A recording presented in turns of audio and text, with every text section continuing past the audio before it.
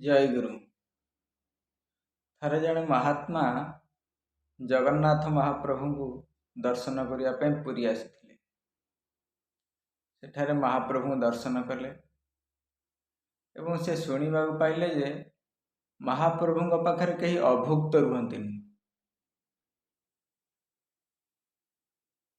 से कहले देखा तार आज परीक्षा करवा महाप्रभु को यह कही से मने मने या चिंता करी एक निर्जन स्थान को पलैले सेठी बसिकी से तांकर जप कले।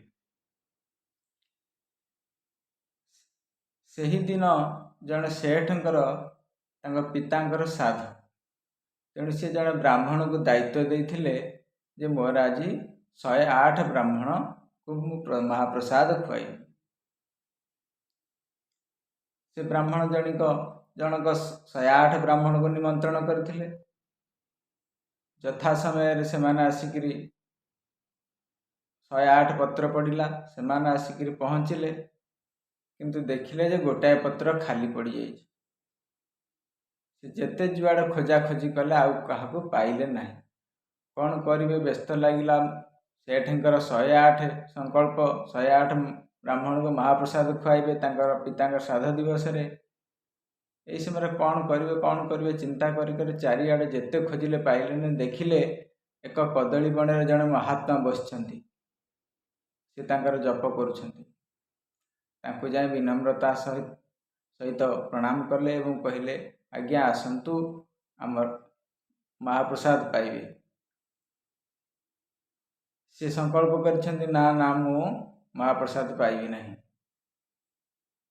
तांकर मने मने से तांकर चिंता करछंती जे केमिति भगवान मते आज खुआइबे मु देखी।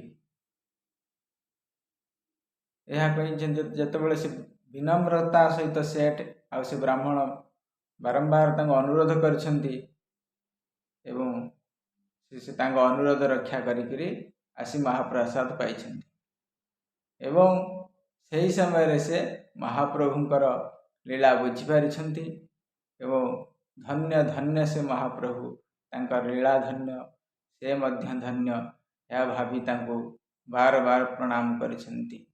जय गुरु जय जगन्नाथ।